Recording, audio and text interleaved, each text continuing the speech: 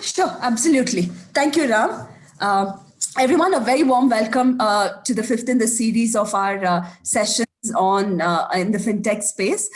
It's been very enlightening and absolutely delightful. The knowledge amount of knowledge that we've been gaining in some of these sessions. The sessions are a complete prelude to our fintech awards that the NASSCOM India Fintech Awards that we're doing for the second row. We launched it last year, and this is the second year that we're doing that. And we've been getting some very interesting applications on, and these awards are focused on early stage startups. But coming back to these sessions and the amount of the various topics that we've discussed so far, and I think this is one of the most important topics in terms of retail banking and what are the innovations happening here, and how, given the large number of people that use banking and banking facilities, and just like it just seems a mammoth task every time we think of any innovations or anything in terms of changes or adoption of technology, because you're talking about such a wide range of people who are going to use these services, right? So we with us today, we really hoping to, enjoy the session and look at some, how is everyone managing, right? So, we have Vijay with us who will take the session forward from here. And I do want to say a very heartfelt thanks to Vijay and to Nilofer, for agreeing to do this session. And we're looking forward to this session as much as everybody else. So Vijay, over to you from here. Thank you, Kritika. That is very gracious of you. If some of you don't know me, I'm Vijay Nadadhur. I run a company called Stride.ai. But it's not about me. The session is future of fintech and basically innovation in retail banking, right? So I'm definitely not a retail banking expert, but we have someone who is not only a retail banking expert, but someone who has the necessary credentials and the expertise to speak in an authoritative manner on this topic. Guess who we have with us? We have with us Nilofer Mulan Feroz. She heads the retail deposits, unsecured lending, and the cards portfolio at Federal Bank currently. Prior to this, she was with a Standard Chartered Bank, a very well-known bank for most of you. She carries with herself over 20 years of experience in the banking sector, and she has handled several functions across sales, product development, enterprise risk, and payments, not only in India, but also in international markets such as Middle East, Asia, and Africa. So it's my pleasure to welcome Nilofer to this particular chat. Welcome, Nilofer. Thanks, Vijay. Thanks so much. Okay, perfect. I look forward to learning as much as sharing in the session. In fact, we are here to learn from you, Nilofer, and I'm sure the audience will benefit a lot from this. I personally, when I chatted with you, it was such a delight and I learned a lot. So I think I'm sure the audience will be extremely happy and learn a lot. So, let me get started on this particular question. So it's COVID time. So, impact of COVID.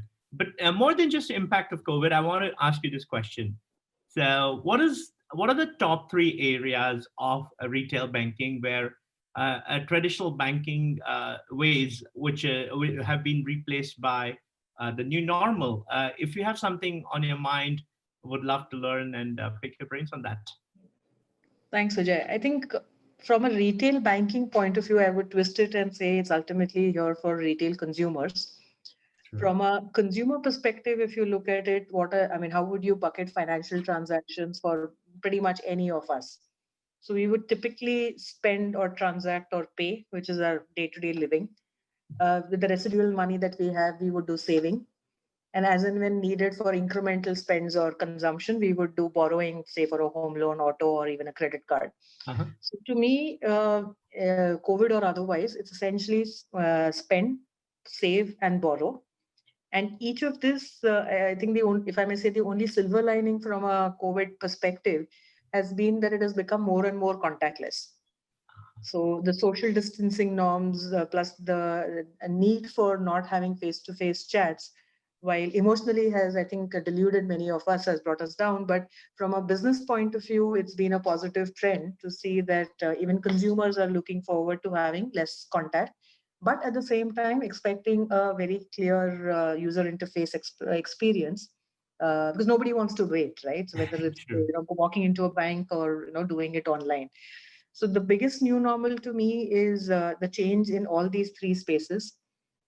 If you see, therefore, the UPI volumes going up for transactions, whether you look at, say, video KYC getting launched, Correct. KYC being used more and more when customers are even investing on platforms.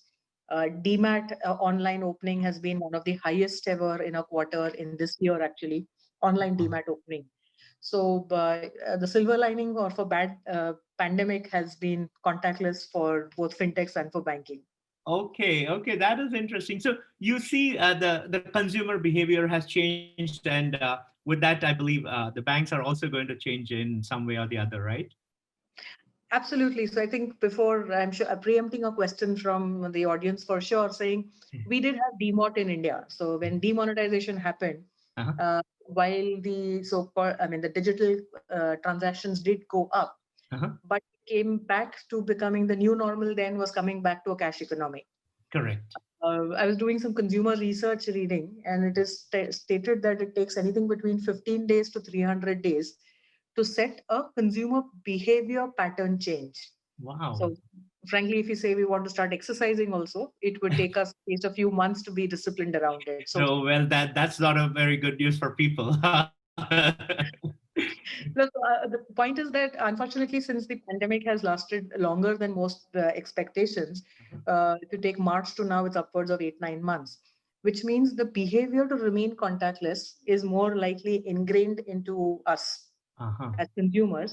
Mhm. And therefore, unlike, say, the demonetization time, consumers are yet likely to remain in the digital space for payments and for borrowing and for lending, for investments in future as well. So I'm quite positively confident that Uh-huh.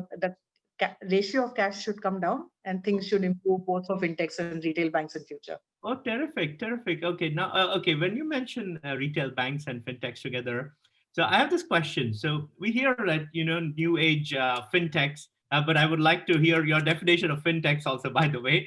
The new age fintechs like Revolut or Green Dot, Monzo, they're large names everybody would have heard, especially in the startup space.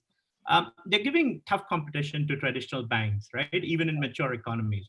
Do you think that is going to be the trend in India going forward? And if that's the trend, how do you do the catch up? How does this work? So, just alluding to the previous question as well, I think we should, I mean, we all do keep the consumer or the customer at the center of all of this. So, as any company, bank or fintech or otherwise, which reduces the friction, Uh-huh. either in the user interface or user experience or makes it more intuitive, Uh-huh. is the winner. Now, Correct. in some economies, it's a bank within a bank where they started, say, for example, in Singapore, DBS started its own digibank. Correct. So it was a traditional bank which created a bank within bank.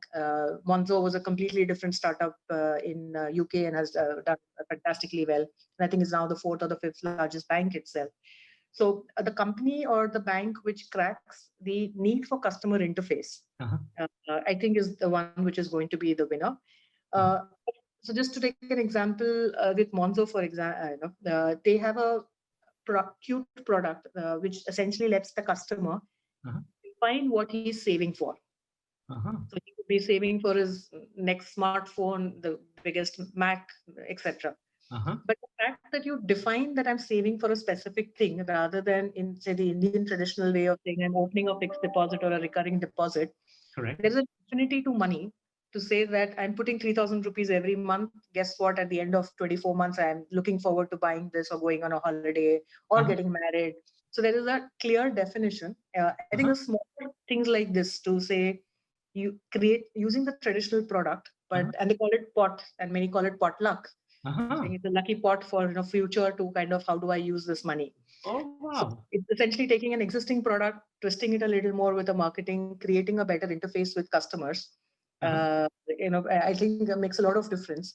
And we were just going through some research. Even in UK, people like this product forgetting that the kinds of a Lloyd's or a Barclays also offer a normal fixed deposit product there. Okay, got it. So you mean to say the user experience and the way it is structured, maybe for the Instagram generation, that is more appealing, I suppose, right? So Yes. yeah, I think let's take the question back to a more traditional sense of banking, which is lending as a space. So I have a lot of friends doing incredible stuff in the lending space. And several fintechs in India have come up with in the lending space, and which probably have substituted retail banks at some level. I don't know if you agree with that question, but that's what I would like to pick a little bit on. And how do you think banks will have to play a catch-up game in the lending space? So I would love to know your thoughts on that. So, absolutely right. I think the privilege of, and we also work with a lot of startups and fintechs at Federal Bank. The privilege of working with the startup community is the agility, the intuitiveness, the UI UX improvement that this startup or the fintech brings to the table. Lending, I think in India, if you look at the retail lending as a ratio of GDP, we may be one of the lowest in a developing market category. Correct. Demographically, we are a younger country, therefore there is that much more consumption possibility in future.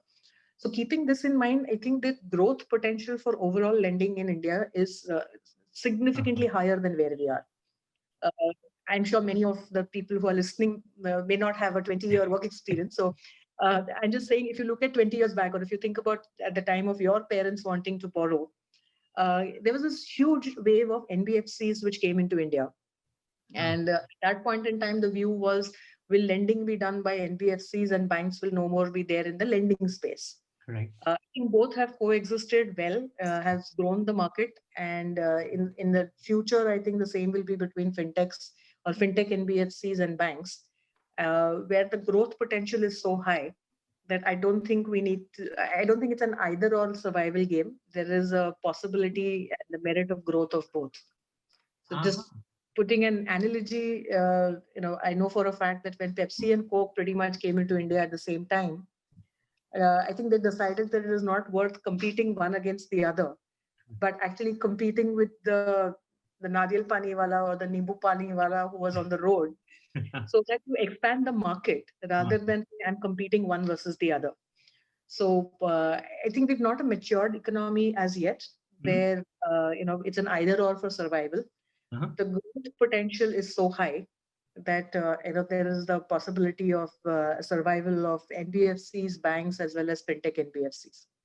I think that's a wonderful perspective, Nilofer, that you give. I also want to expand a little bit on the startup front, because as startups, right, we always think we're competing against someone, and if that startup wins, we are all losing. So it's not the winner takes it all market all the time. So there's a possibility of coexisting. I think this is a mindset shift we need in the startups also. And I think you put it across so well and in a very articulate manner.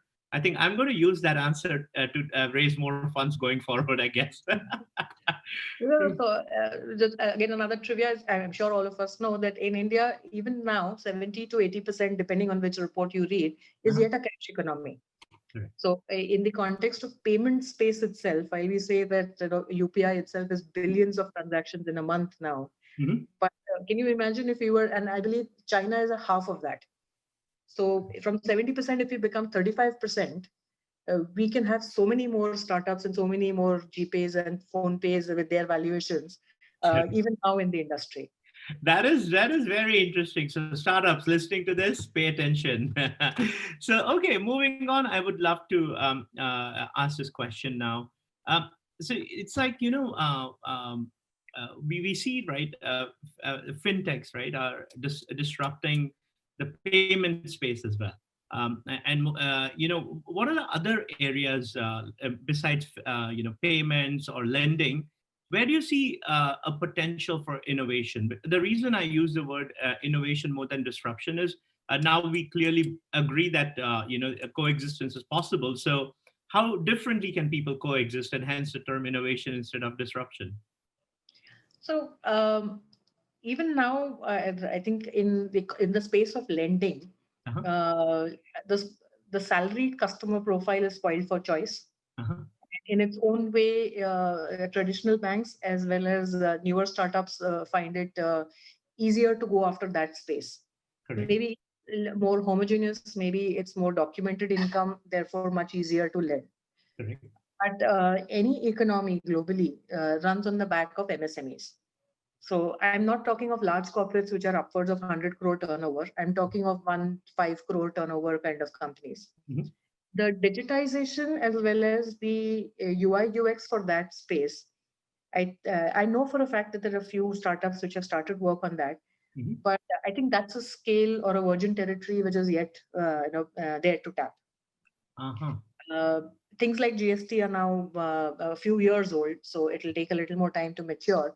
But there is far more visibility on transaction pattern now than erstwhile cash transactions. So the MSME space for lending, I think if I was to break India into two categories, one is salaried customer lending and MSME segment. I think MSME has a huge way to go. And not sticking only to lending, if you look at it, there is wealth tech, which is essentially, how can you go after the larger security companies, make the intuitive UI UX much easier. There is no physical format of a securities company, and it's all digital. There are enough 2 or 3 large names which have already happened in India. So wealth tech is another space waiting to explode. So you mean to say InsurTech, the zero commission investment kind of deals? yes. So if not zero, even if you say 15 paisa rather than as a percentage of the transaction amount, it's a huge benefit for the customer. And if it is backed by technology, then you don't, as a startup or a fintech, it's not a huge investment in people or premise. So it's a one-time investment on the platform, which you can reap over years. So I think that's a space which will explode. As India consumes more and more stuff on mobile and on web, the entire marketing technology part of it, so nobody talks of advertising as putting it up on a TV or a billboard anymore. So internally we use the word MarTech, which is marketing technology. Correct. Again, absolutely UI UX targeted marketing. I personally feel Netflix is the best example. If you look at it, on basis what you last consumed, what pops up for your next consumption of either serials or movies. So how do you bring that into whether it's lending or whether it is investments or whether it's payments patterns?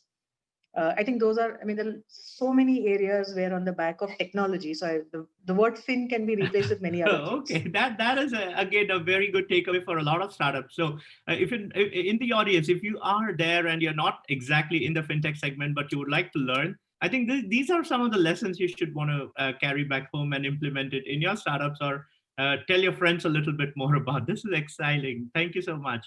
So let's go to the next question. I've been reading a lot of reports and participating on various panels. And one interesting point I heard recently was India directly transitioned from the cash and check economy to a digital wallet economy. We completely skipped the debit card and the credit card economy. Is that even true? And what impact do you see on large companies with this kind of a shift, and without going the traditional route?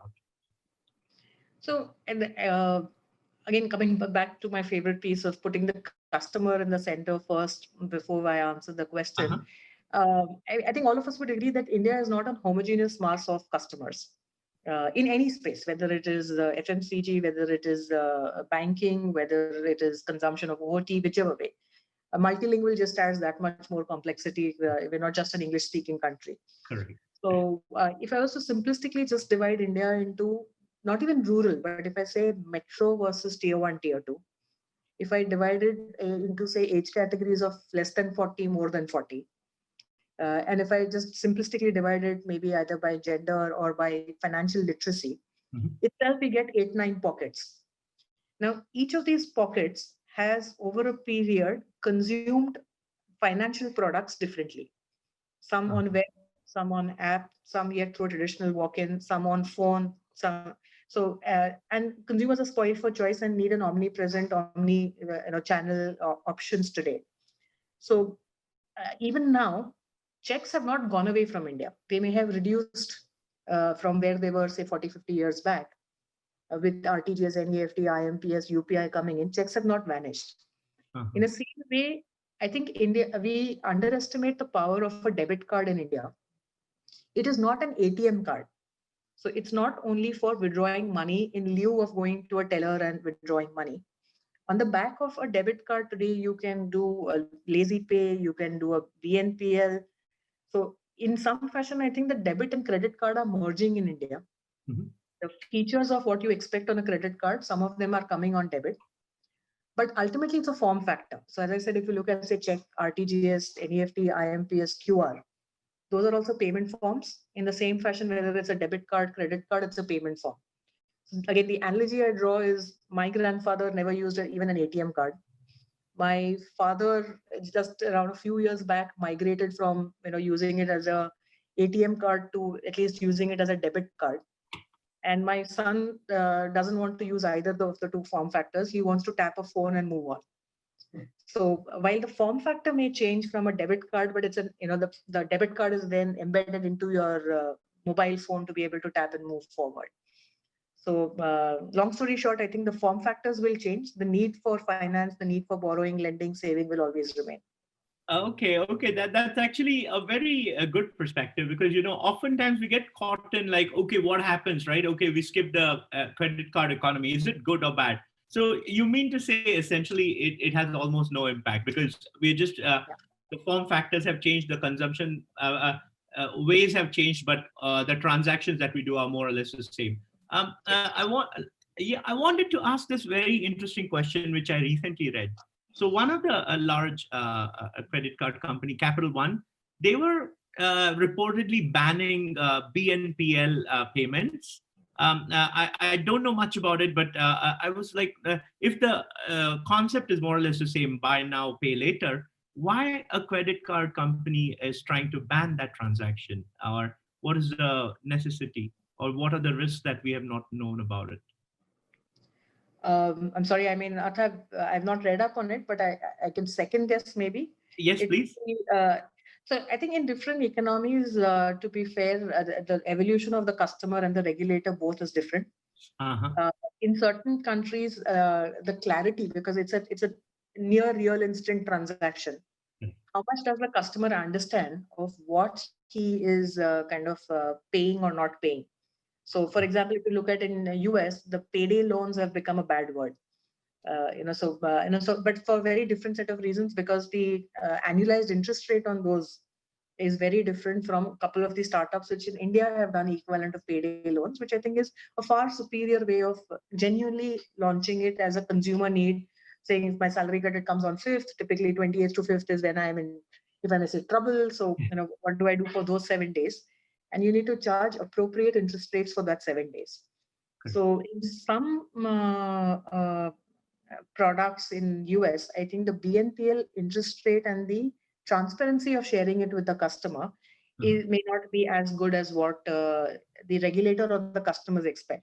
And maybe therefore some banks have taken a view that it is better not to compete in that space rather than at a future date to get beaten up by the regulator or create a bad impression with customers. Okay. And this is a second guess. I don't know exactly what happened. No, you're actually spot on. I mean, I had read similar stuff, but it was really good. So the interesting point would be, so it's like whether you're a fintech or whatever you call yourself, ultimately it's like adhering to the rules, right? The regulators, and knowing how the actual concepts work is a lot more stronger than just my ability to code and build an app. I think that's one of the good takeaways for a lot of startups. So when we are talking about startups out here, right? So I want to ask this question. So banks may not be able to dive entirely on their own in the innovation journey by themselves. So in such a case, they end up working with startups or depending on startups. Either they work with them or they buy from them. So what do you see the relationship between startups and the banks when it comes to innovation in terms of collaboration? What do you see there? So I think the way I look at it, and to be fair, many in the industry have started looking at it, is that as it's a partnership. But the reason for the partnership needs to be quite clear. In my mind, if I was to look at Federal Bank and take that as a strawman profile for a banking partnership with a fintech partnership, banks bring in their positive pieces in context of understanding the regulator over the years, and hopefully has a capital or liquidity situation which is better than valuation-based fintech money, plus sustainable in the long run.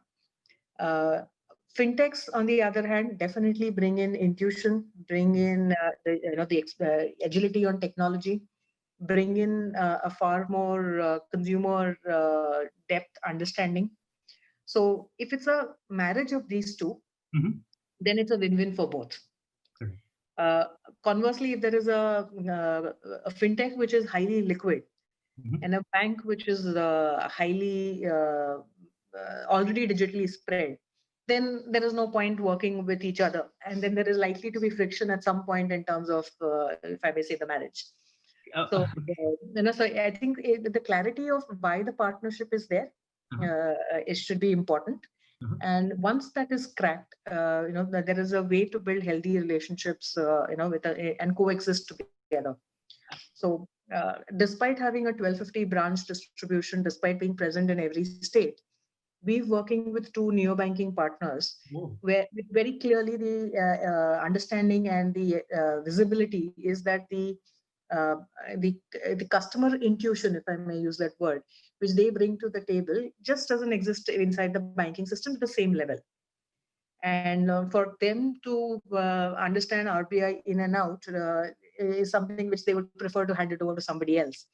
So it's a combination of both of us working together, and hopefully, therefore, being able to scale both our business lines. Oh, that is so nice. I want to ask one last question before we open up the floor to the audience. So my question would be, what would your top 3 recommendations for startups be in order to work with, let's say, a federal bank? I think be visible. Invisible in the context of network, reach out. I think platforms like NASSCOM are fantastic platforms to create a network. There are multiple ways today on LinkedIn and many other platforms that people reach out to each other. Be perseverant. Dropping in one email, one line may not be enough, but don't kind of pester every hour. And I've always believed, irrespective of the industry that you are in this context, the consumer or the customer is the bank. So when you put up a deck, or even on the websites sometimes of certain companies, I'm saying, not only startups, it's written so inward looking that you don't know what they're trying to sell or what they're trying to kind of pitch to you. So the jargon needs to be more for the reader rather than the person who's writing it. So for example, I keep telling my team, there are times when what is an API versus an APR? It's something which is known within the banking and the startup world, right? Even the investors may not know that. So just to be sure of what acronyms we use and how easily do we come across is extremely important. I think a combination of these 3-4 things, because there are some fantastic ideas at times which I think go wasted because it is not communicated properly in the industry. And to be fair, obviously a startup or a fintech would have a lifeline of few months or years to live on borrowed monies only. Okay, that is actually interesting. So startups, if you're listening, I want to take the liberty to sum up what was told by Nilofer. So 1, be visible, do your networking, okay, and it's easy in this era we are in. Be persistent. 1 email is not going to get you far. At least write 10 emails, try to seek meetings. Now Zoom is a good option. You're writing for the customer or the end consumer. I mean, we're not trying to praise our own songs, right? Like, so just be clear on what you're communicating. I think these are the 3 secrets which will probably get you an entry into Federal Bank, maybe. So thank you so much, Nilofer, for sharing your time and doing the session. So I would love to now open up the floor to the audience so that we may get some interesting questions from there.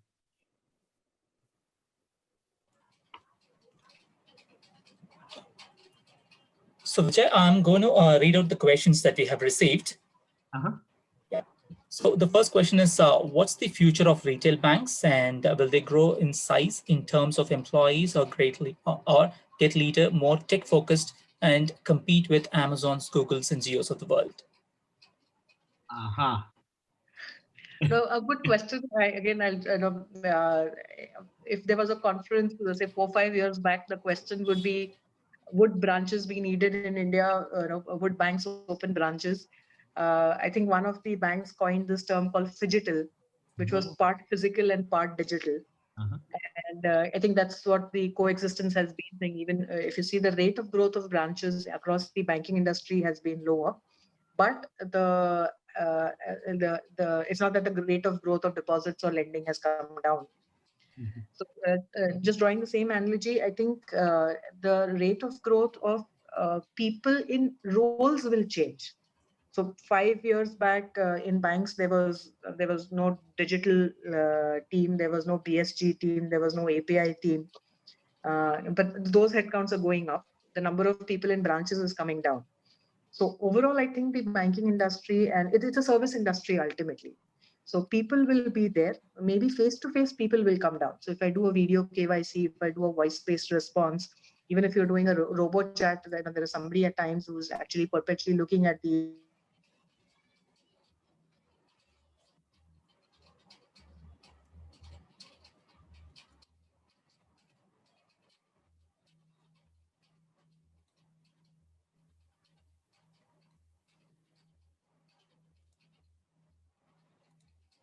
Hello.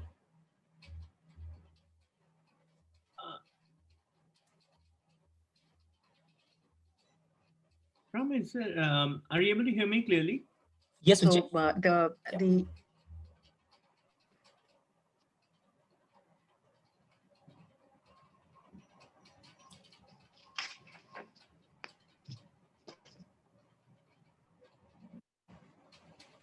Yeah, I think there is an issue with the internet connection.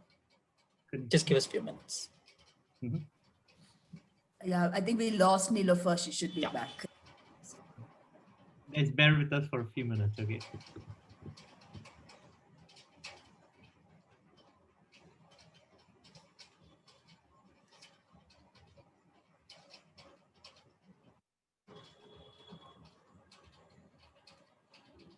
Here we have Nilofer back.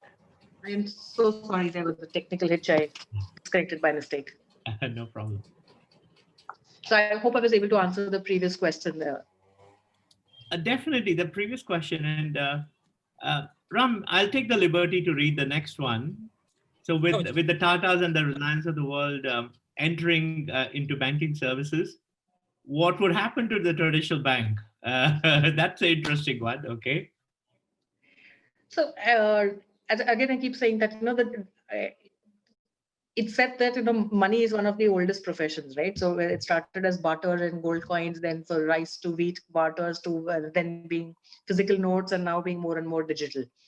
So I think the need for banking will always remain. Will the role of traditional banks come down? Of course, the answer is yes. But if you look at banks, if I keep saying that when I joined my banking career, mobile phones didn't exist. And from there on to now, if there is any senior in the banking industry who doesn't talk about mobile banking, it's not possible. Right. So it's not an either or. It's about coexistence. Will there be a consolidation? Will there be growth? I think the answer is yes. But as I keep saying that the potential in India is so large. I think we are one of the only countries which has a small payment bank license, has a universal payment bank license, which has so many different licenses, even from the regulator. If you look at, say, Singapore, they've recently announced, the regulator announced 8 digital banking licenses only. So I think locally or globally, and one of the companies I think there is one of the telcos has picked up the digital bank license. Correct. So yes, of course, it will further grow.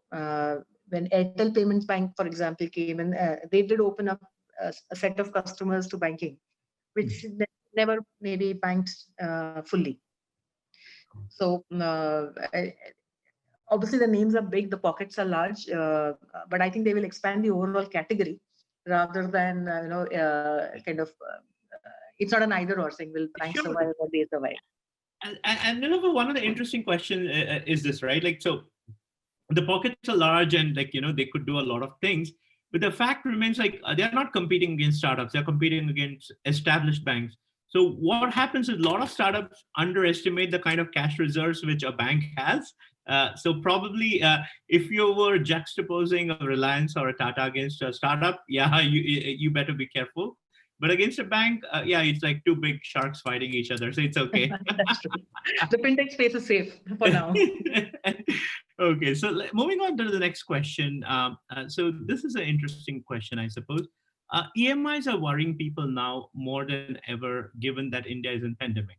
So what are some of the best practice advice would you give to people to improve their EMI position in these times and perhaps going forward? I think it's the fundamentals of risk or credit has always been, never leverage the customer, because it comes and bites you back as a lending institution, whether you're a bank, NBFC, or a startup NBFC.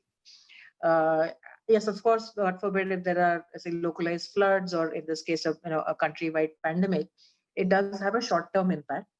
And therefore, personally, I have huge respect for RBI. There are things like Moratorium 1, Moratorium 2, restructuring options. Those are things for customers who are in need to be able to kind of tide over the short-term, maybe either unemployment or need for cash. So I think it's a practice, fundamentally two things. You can't predict natural calamities, but as a company, you can definitely ensure that your risk practices are prudent, which will last you even in not so good times. One of my favorite analogies on lending is always that people get a high when you climb Everest, and most pictures that you look at is somebody flying a flag at the top of the mountain. If you look at the statistics, unfortunately, the most amount of death happened on the way down and not on the way up. So your excitement is gone. You're just wanting to quickly come back home, and the chances of making mistakes are much higher. So the analogy with lending is giving money is much easier, i.e. reaching the top in terms of AUM. Getting it back, which is more difficult. And please keep the strengths, value, investments as much on the receiving of the money back part of it. So even if you look at a lot of AI, machine learning, scorecard building has happened on the acquisition side. But on the receipt of money back side, frankly, these things, while it helps you identify the risk of the customer, but it doesn't help you collect faster. So prudent practices for lending always has two sides of a coin. One is lending, which is going up the mountain, but the more difficult one is coming down, which is collecting the money back. Okay, that's a very interesting analogy. So at this juncture, I just wanted to ask, do you have any advice or recommendation for people to be financially more disciplined and prudent? Because these are tough times, right? So any just as a banker, any words of advice for us? I think it is a Warren Buffett statement, which applies whether you are whether you're running your own company or whether you're running your own kitchen, literally. I think you save before you spend. So keeping some savings for a rainy day, whether for your company or whether yourself as an individual, I think that's always important. So the classical thumb rule, say even in wealth management, used to be 3 times your monthly spends should be your savings. Increasingly, when you see today's portfolios, you don't see a customer keeping either, say, at least in liquid funds, so either liquid funds or deposits or savings account, you don't see 3 times as monthly outflows as the average savings. So I think some of those fundamentals of save before you spend, maybe I'm being a traditional banker here, not a smart fintech startup head, but I think that piece always helps. Some of these age-old wisdoms hold always. But no. I think startups do need some lessons on financial prudence and the way they spend money. Okay, I would rely a traditional banker more than a startup person giving this advice. Thank you, Nilofer. That was really cool. So we have one more question coming in. Okay. So this is an interesting question, probably very directly put across for bankers. Do you see more consolidations in Indian banking sector? Will we have less than 5 too big to fail bank along with a few small set of heavily funded fintechs, or how do you see that happening? We've already seen some consolidations, right, in the public sector. So it's a completely personal view. I think consolidations will happen like any other industry. Consolidations will happen. It's good for the customer. It's good for the banking industry overall. Will there be few large NBFCs and or today's startup, tomorrow's NBFCs? My answer is absolutely yes. Maybe 5-10 years into the future, some of the larger startups, many of whom maybe I'm speaking to today, may turn into banks themselves. So I think that space is so much evolving that like any other industry, one side there'll be consolidation, other side there'll be mushrooms of new companies finally serving the consumer.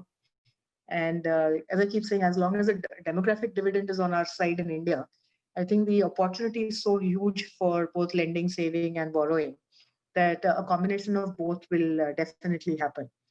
So even if you see from a regulatory point of view, RBI got so NHB, which is the National Housing Board, which used to look after housing finance companies. They got it under the same umbrella. They've bought the cooperative banks under the same umbrella.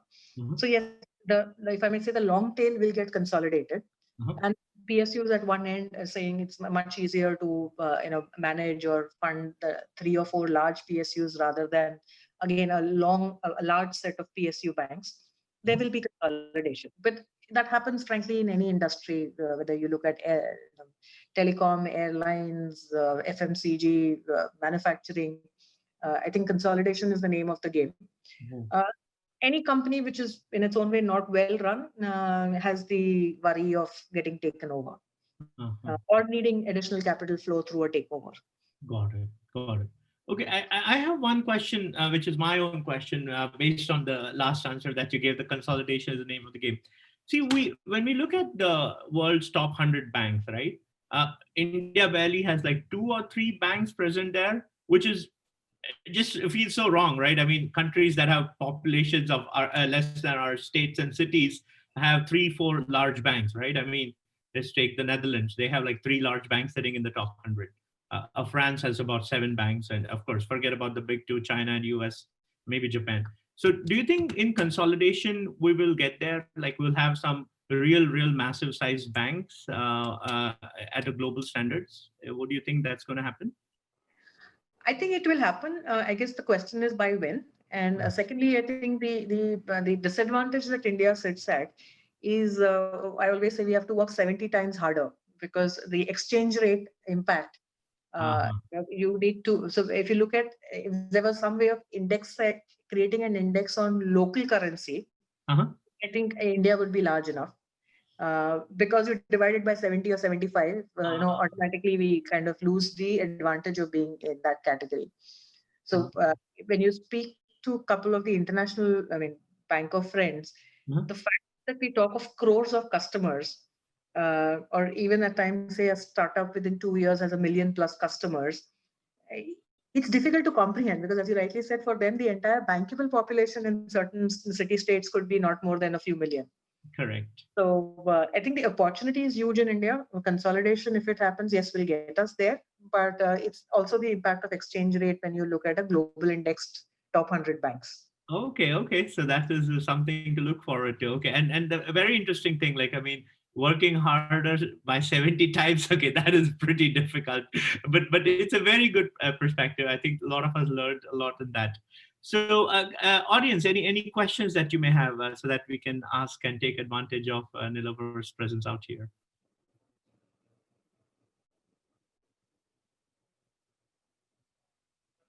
No more questions? Okay.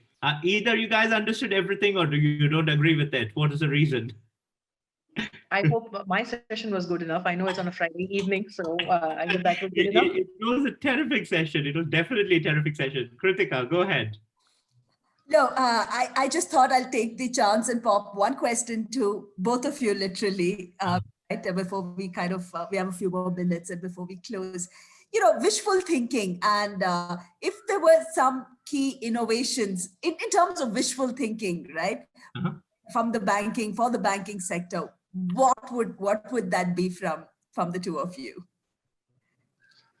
So Kritika, my favorite one, and this is an idea somebody builds on it. Please give me some credit, at least in a virtual sense. Is because we have legacy systems. I think we all, as bankers or startups or fintechs, or as we've grown through our lives, we think of payments as, a lending payment as an EMI, which is an equated monthly installment. I don't know why we don't have a EDI or EWI, which is equated daily payment or equated weekly payment installment plans. So why can't I pay every Friday, for example? Why do I have to pay on every 5th of the month? So in some pockets, yes, we do have some kind of a sweep in a few LACR as a product, which is known in the industry. But somehow I feel that it will really change India if we are able to start looking at moving away from an EMI kind of a payment to more micro payments from a time point of view. I think it started because traditionally salary was once a month, therefore EMI came about. But India is not made up of salaried class only. So if there is somebody who can develop an EDI, EWI kind of a product, I think from a system technology point of view, it will be a big win for the startup or the fintech, as well as for the consumers itself. Banks will have to scratch their head on how they will, get that into their technology, which is a legacy system of an EMI product or a 1-year bullet, 5-year bullet kind of a payment, which happens in the MSME segment.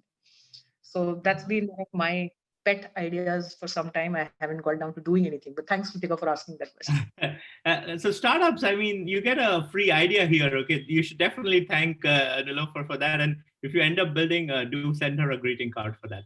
Yes, that should be fine enough. Okay, so Kritika, so my ideal innovation, right? So I work with a lot of banks and financial institutions around the world. And, it's very ironic. Banks have become more technology intense than startups themselves, which is very scary because banks, you tell them anything, oh, we can do it in-house. We can do this, we can do that. Innovation programs, we have it all. So where will startups go if banks have it all, right? So in my ideal innovation would be, we don't want to disrupt banking and technology professionals, right? We want banking technology professionals to build on something which is so easy to build. Just don't apply your brains, no writing line of code, just borrow systems, and the system should be really good so that they're compatible and they don't require you to work really, really hard, which means everybody wins, right? The startup that builds it will win. A no code or low code kind of a platform, which the banks can directly borrow in, build on top of it, because bankers know a lot more about software, about how banks work. And of course, they also have a lot of competent software people. So I think this is a great innovation which could offset a lot of things, in my view. Oh, that was fabulous. Thank you, Vijay, and thank you, Nilofer. Actually, what you talked about, your wishful idea, that literally gave me goosebumps, because if something like that can happen, the magnitude of people that it can help, that's just going to be phenomenal and fantastic. Right.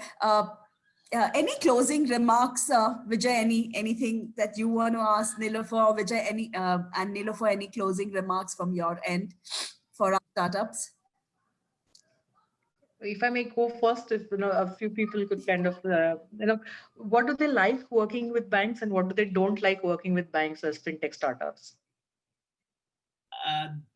Okay, I mean, I can definitely answer that. And we work with so many banks, so I can tell you the things that I don't like. I'll give you the top 3. Number 1, bureaucracy, right? I mean, it takes ages. It takes us 9 months to do something which we could do with others in 1 month's time. So that bureaucracy is something I don't like. Second is sometimes technologically challenged, right? Like, all the innovation programs, all is exciting and it's all great, but still pretty much challenged because we are talking about startups which are really modern. So that's my second thing. The third one, oh boy, bankers negotiate more than any other people. It's hard, huh? Banks, they sit on mountains of cash, still they are negotiating. But I understand. I mean, I completely understand that that's just a fake criticism from me. The 3 things that I like about banks, I mean, the working with bankers makes me wonder if I'm taking so many risks in running my startup, right? The contingency plans and risk mitigation ideas. It's just tremendous the way they're organized, and also being large in nature, having the microscopic ideas about few things, the details, the eye for details is incredible. And lastly, the amazing competent people like bankers have within the system. I've met so many people, and they're really, really smart people. So I felt it's a privilege to even work with so many of them and learn a lot. So that would be my personal experience, Nilofer. Thanks for sharing, Vijay. And Kritika, this was not staged. It genuinely, I Yeah. wanted to get feedback.